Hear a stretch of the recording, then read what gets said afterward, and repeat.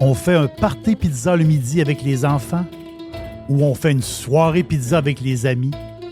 Procurez-vous la meilleure pâte à pizza. Elle est parfaite pour cuire à la maison. Recherchez Boomerang Pizza sur Facebook. Boomerang, c'est une pâte savoureuse.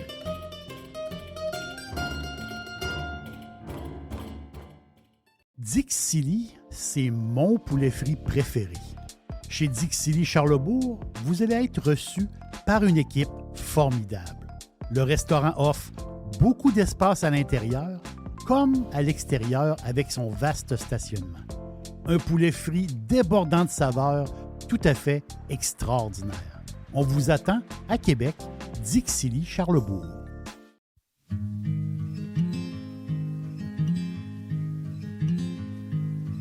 Darling, you know that I want things to go our way.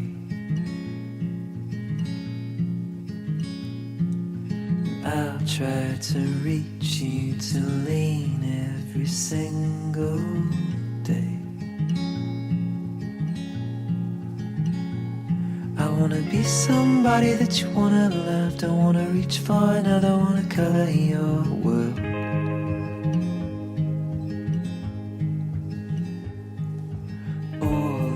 Aujourd'hui, on fait un drôle de voyage. On fait un voyage un peu philosophique. On fait un voyage qui passe par l'Andalousie et on y ajoute un peu de mystère. Mais pour commencer ce voyage, justement, si on a un peu de philosophie, on commence par Platon. Platon qui est un des grands philosophes, un des plus grands philosophes grecs. Sa philosophie a servi à fabriquer une certaine pensée occidentale. Donc, ses réflexions portaient sur la politique, sur la morale, sur la science et la vie de tous les jours. Platon, le grec, est né en 427 avant Jésus-Christ, dans une famille assez aisée. Et par chance, il y a eu comme professeur Socrate, qui était devenu son mentor. Dans sa vie, Platon a eu la possibilité de voyager, parce qu'il avait accès à de l'argent. Et aussi, il a rencontré énormément de gens dans toute sa vie. Il faut se mettre dans le contexte. 400 ans avant Jésus-Christ, les gens ne voyageaient pas beaucoup. C'était les armées, c'était les commerçants, les gens normaux ne voyageaient pas. Et lui, il a voyagé beaucoup, donc il a rencontré d'autres philosophes et il a rencontré aussi beaucoup de mathématiciens. Donc c'est quelqu'un qui a forgé ses connaissances. À un moment de sa vie, Platon a eu des difficultés parce qu'il s'était un peu monté contre certains dirigeants. Il était un peu rebelle, Platon. Donc, ça lui a coûté sa liberté. Il a été, disons, sous surveillance pendant des mois et des mois. Et ça l'a formé aussi sa personnalité. C'est un gars qui a fini ses jours à Athènes, la grande capitale de l'Antiquité, et il a laissé plusieurs œuvres. Et, à l'époque, il a laissé une académie très réputée. L'homme, c'est justement cet homme-là, d'une grande réputation, l'homme des grandes vérités, a laissé aussi un mystère. Puis ce mystère-là, on en parle même encore aujourd'hui. Le mystère, c'est l'Atlantide. En grec, Atlantis. L'Atlantide. Dans 2 de ses ouvrages, Platon parle d'une île merveilleuse. Une île qui se situe juste au-delà, donc un peu passé, les colonnes d'Hercule. Et cette île était dédiée à Poséidon, le dieu de la mer. Mais cette Atlantide-là, il y a eu des recherches avec les années. Et les spécialistes ont trouvé que les fameuses colonnes d'Hercule identifiaient le détroit de Gibraltar. Le détroit de Gibraltar, qui est un point très, très stratégique entre l'Europe et l'Afrique. Gibraltar entre l'Espagne et le Maroc. Donc, c'est 14 kilomètres dans son point le plus court. Et Gibraltar, qui est, pour y avoir été plusieurs fois, c'est une place vraiment le fun à voir, vraiment. Donc, selon Platon, l'île, qui est immense, est peuplée par des gens riches, avancés, et des gens, autrement dit, très très beaux. Une espèce d'île de rêve, au-delà des colonnes d'Hercule. Donc, autrement dit, un peu passé le détroit de Gibraltar. Donc, cette île-là avait une ville, justement, la ville principale, qui était somptueuse, avec des palais dorés. C'est Platon qui l'écrit. Le peuple, justement, était de la même origine. Donc, le peuple venait un peu de la famille de Poséidon. Très romancé. Mais avec le temps, c'est ce que Platon explique. Avec le temps, les gens orgueilleux sur cette île-là, il y a eu de la corruption, il y avait une division entre les gens. Donc, avec les années, il y a eu de la chicane. Il n'y avait plus aucune harmonie sur cette île-là, qui était une île de rêve, mais qui est devenue un peu comme une île d'enfer. Et pour punir les gens, les dieux se sont liés ensemble et les dieux ont englouti la ville avec un genre de tremblement de terre, un cataclysme incroyable, et la ville a été engloutie sous les mers. Mais cette histoire-là, c'est ça qui est particulier. Parce que cette histoire-là, elle vient de Platon. Quelqu'un de très, très logique, très allumé. Et c'est spécial que Platon, le philosophe, présentait son histoire comme une vraie histoire. Comment un homme de ce niveau pouvait inventer quelque chose d'aussi irréel? Puis là, les chercheurs se sont dit, on pense que Platon a inventé cette histoire-là pour, autrement dit, l'aider à illustrer ses idées. Donc, il se servait de cette histoire-là pour éduquer les gens. Réalité, fiction, il faut le donner, il faut vraiment le donner à Platon, parce que cette histoire-là de l'Atlantide, c'est ce mythe-là, c'est encore utilisé aujourd'hui. C'est ça qui est drôle, c'est que cette histoire-là, inventée 400 ans avant Jésus, ça existe encore dans l'imaginaire aujourd'hui. Imaginez même un grand complexe hôtelier des Bahamas. Il s'appelle comment? Atlantis. Donc, l'Atlantis, ou ce mystère-là, c'est utilisé dans les jeux vidéo, c'est utilisé dans la littérature, dans la science-fiction. C'est vraiment drôle de voir que cette histoire-là, inventée ou non, cette histoire-là soit arrivée jusqu'à nous aujourd'hui. L'Atlantis. C'est incroyable.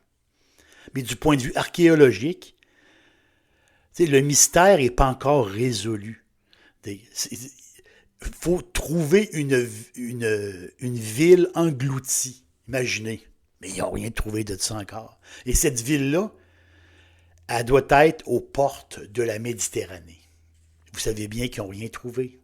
Mais ça reste comme ça. Ça reste dans l'air. Ça reste dans l'esprit. Donc ce mythe-là est bien présent à un endroit en Espagne. C'est bien présent dans la ville de Cadiz. Cadiz. Là, on est où? À l'extrême sud de l'Espagne. On est à peu près à 1 heure de Tarifa. Donc Tarifa, c'est là qu'il y a beaucoup de traversiers qui font entre l'Espagne et le Maroc. Il y a Algeciras et il y a Tarifa, où il y a beaucoup de traversiers pour traverser le détroit de Gibraltar et se rendre au Maroc. Donc, Cadiz est à peu près 1 heure passé Tarifa. Et c'est la plus vieille ville d'Europe occidentale. Très peu de gens connaissent Cadiz, et pourtant, c'est une ville qui a été fondée en 1100 avant Jésus-Christ. C'est tout à fait incroyable. Fondée par les Phéniciens, parce que son emplacement était très stratégique, à l'entrée du détroit de Gibraltar, à l'entrée de la Méditerranée. C'était parfait pour en faire du commerce dès l'Antiquité. Il y a eu les Phéniciens, il y a eu ensuite les Carthaginois, ensuite bien sûr les Romains, les Wisigoths et les Arabes qui ont passé par Cadiz, pour en finir avec les chrétiens et justement les rois catholiques. L'âge d'or de la ville de Cadiz, qui est une ville tout à fait incroyable. L'âge d'or de la ville, c'est le 16e siècle, où les bateaux qui partaient pour l'Amérique, le dernier port, avant de prendre le large, c'était le port de Cadiz. Les gens qui partaient pour le Nouveau Monde, la dernière vue qu'ils avaient, c'était Cadiz. Tous les bateaux passaient par Cadiz. Donc, tous les gens qui partaient pour les colonies espagnoles d'Amérique, la dernière vue qu'il y avait de la terre, c'était la ville de Cadiz. Et ceux qui visitent Cadiz aujourd'hui, ils ressentent le passé de cette ville-là. C'est une ville atlantique. Ce n'est pas une ville de la Méditerranée. Le mood est complètement différent. C'est une ville de l'Atlantique. Et c'est vraiment une belle place. Donc, selon la légende, Cadiz aurait été fondée par Hercule, une autre légende. Donc, Cadiz, ça, c'est des légendes. Il y en a plein de légendes, puis moi, j'aime beaucoup ça. Cadiz était fondée par Hercule, qui avait construit un grand temple. Et ce temple-là avait 2 grandes colonnes. Un temple immense avec 2 grandes colonnes. Et justement, c'est le lien, autrement dit, c'est comme un clin d'œil aux colonnes d'Hercule, le fameux détroit de Gibraltar. Donc, il y a un lien, vous voyez, entre les légendes et les écrits de Platon. Il y a un mélange qui se fait quelque part. Du point de vue touristique, Cadiz, c'est formidable. Si un jour vous passez dans ce coin-là de l'Espagne, au sud de l'Andalousie sud-ouest, une pause à Cadiz, c'est essentiel. Là. Un 3 jours, 4 jours, ça peut être vraiment fantastique. T'sais, le territoire, la municipalité de Cadiz, c'est comme une grande baie. Ensuite, s'ajoute une péninsule. Donc, cette péninsule-là, c'est comme une grande bande de terre, une grande frange sablonneuse. C'est vraiment un beau coin de l'Espagne. Et l'atmosphère de la ville, l'atmosphère passe par ses bâtiments. C'est un mélange unique en Espagne. Oui, il y a le théâtre romain dans le quartier, le Barrio, mais aussi quand on tourne le coin de la rue à un moment donné, on se croirait à la Havane. Oui, la Havane à Cuba. Vous voyez un peu le style un peu de la Havane. Mais là, c'est la Havane bien conservée. Vous voyez ce que je veux dire? Et cette partie-là de Cadiz ressemble tellement à la Havane qu'il y a une anecdote, il y a un film de James Bond qui a été tourné justement dans la ville, faisant croire qu'il était dans les Caraïbes. Plus loin, des bâtisses néoclassiques. Comme je vous dis, l'atmosphère passe par le look en premier. Donc des bâtisses néoclassiques. Après ça, des bâtisses baroques, arabes. Tu as un mélange unique qui fait une atmosphère spéciale. Imaginez un mix Caraïbes, Andalousie, Maroc. Wow! C'est frappant. Et dans le quartier Populo, on va aller se bourrer le ventre de poissons frits, des restaurants partout, des petits restaurants, des terrasses et des belles rues médiévales. On marche dans Cadiz et on fait un saut à chaque coin de rue. Le surnom de la ville vient des pêcheurs, qui l'appellent Tacita de Plata. Tacita de Plata, la petite coupe d'argent. C'est son surnom, très joli, parce que, selon les pêcheurs, quand on regarde la ville du large, les bâtiments, quand le soleil frappe en fin de journée sur les bâtiments, ben ça donne l'illusion que la ville est une coupe argentée. C'est-tu romantique, ça? C'est incroyable. Et à la question, ça c'est la question, qu'est-ce qu'il y a à faire à Cadiz? C'est la question qu'on peut se poser. Mes réponses débutent par le même mot. Il faut vivre, tout simplement. Vivre sur la plage de la Caleta, sur la plage de la Victoria, sur la Playa de los Caños. Cadiz, c'est plein de belles plages. En ville et tout près, c'est plein de plages. Vivre le Mercado Central, le marché, animé, vraiment le fun.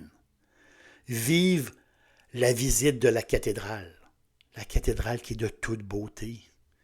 Vivre sa visite dans la Torre Tavira. C'est le point le plus élevé de la ville. Vous allez avoir une vue tout à fait incroyable. Vraiment. Et pourquoi pas vivre et s'installer dans un Airbnb ou dans un petit appartement, dans un petit hostel, dans le quartier de la Vigna, près de la plage de la Caleta. On est près de tout, les sites historiques. Et là, justement, on est au cœur de Cadiz. Tout va se faire à pied pour vous. C'est extraordinaire. Cadiz est bien réel, mais Atlantis est dans les rêves. Moi, je mélange les deux. J'aime ça. J'aime ça mélanger les deux, entre Atlantis et Cadiz. Et à votre prochaine escapade en Andalousie, allez faire une petite tournée à Cadiz.